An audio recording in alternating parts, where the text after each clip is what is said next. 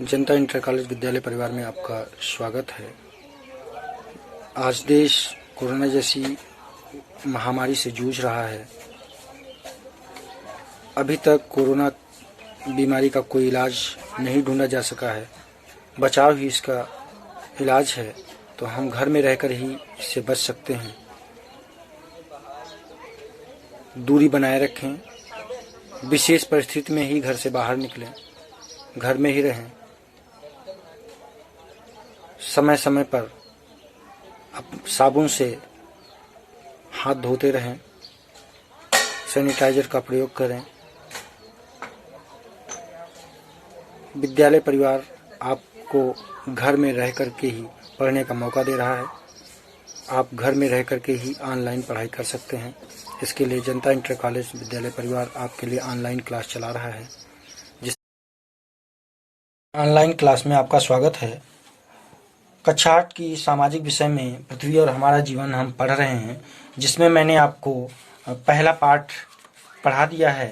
पहला पाठ जो इसका है, जिसको आपने कृषि प्रमुख उपजों के बारे में आपने पढ़ा है, इस पाठ के अभ्यास प्रश्न आज हम करा रहे हैं। उन अभ्यास प्रश्नों को आपको करना है।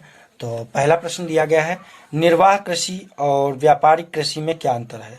मैंने आपको पहले ही बताया है निर्वाह कृषि क्या है। निर्वाह कृषि वो कृषि है जिसके तहत हम अपना जीवन निर्वाह करते हैं, यानी खाद्य फसलें जो होती हैं जिनको हम अपने जीवन के लिए, अपने उपयोग के लिए उगाते हैं, उन्हें निर्वाह कृषि कहते हैं।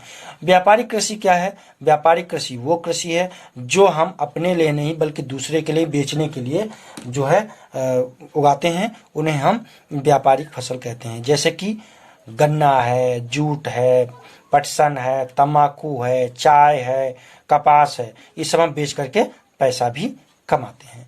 अगला है, चावल उत्पादन के लिए किस प्रकार की जलवायु होनी चाहिए। आपको पता होना चाहिए चावल उत्पादन के लिए अधिक वर्षा की आवश्यकता होती है। इसके साथ साथ आपको मैंने पहले भी बता दिया है, अधिक वर्षा के साथ साथ मैंने आपको इसमें कंप्लीट कराया था। देखो यहाँ पे मैंने बताया था अधिक गर्मी की आवश्यकता होती है, अधिक वर्षा की आवश्यकता होती है, और उपजाऊ जो है चिकनी मिट्टी की आवश्यकता होती है। अगला है, भारत के मुख्य कपास उत्पादक राज्यों के नाम बताने हैं। आपको पता होना चाहिए भारत में जो कपास है वो महाराष्ट्र, गुजरात, मध्य प्रदेश, पंजाब, तमिलनाडु, उत्तर प्रदेश, पश्चिमी बंगाल, आंध्र प्रदेश और कर्नाटक आदि में पाया जाता है, यानी पैदा होता है। ठीक है, कहाँ कहाँ पैदा होता है। महाराष्ट्र, गुजरात, मध्य प्रदेश, पंजाब, तमिलनाडु, ठीक है, हरियाणा, उत्तर प्रदेश, पश्चिमी बंगाल, आंध्र प्रदेश, इन सब में आप लिख सकते हैं। अगला है, चाय क्यों पहाड़ी ढालों पर पैदा होती है। आपको पता होना चाहिए चाय पहाड़ी ढालों पर इसलिए पैदा होती है कि पहाड़ों पर पानी जो है पहाड़ी ढालों पर नहीं रुकता है। अगर पानी रुक जाएगा तो चाय का जो पौधा होता है उसकी जड़ें सड़ जाएंगी। तो जड़ें सड़े ना, इसके लिए ढालों पर चाय की खेती की जाती है। अगला है, आजकल खेत जोतने के लिए हम रिक्त स्थान भरने ना किस चीज का प्रयोग करते। पहले हम बैलों का, भैंसों का प्रयोग करते थे, बैल से खेत की जुताई करते थे जानवरों से। आज हम क्या करते हैं, ट्रैक्टर्स का प्रयोग करते हैं। अगला है, गन्ना भारत की कौन सी फसल है। नकदी फसल है, जिसे हम व्यापारिक फसल भी कहते हैं। क्या कहते हैं, व्यापारिक फसल, यानी नकदी फसल है। अगला है, चावल के लिए क्या आवश्यक, चावल के लिए अधिक गर्मी, अधिक वर्षा और चिकनी मिट्टी की आवश्यकता होती है। चिकनी मिट्टी जो होती है ना, अधिक उपजाऊ चिकनी मिट्टी, उसकी आवश्यकता होती है। अगला है, खरीफ की फसल। खरीफ की फसल कब जो है बोई जाती है और कब काटी जाती है। खरीफ की फसल जो होती है ये वर्षा ऋतु में बोई जाती है और शीत ऋतु में काटी जाती है। खरीफ की फसल कब बोई जाती है, आपको मैंने खरीफ की फसल के बारे में बताया था, नहीं बताया था।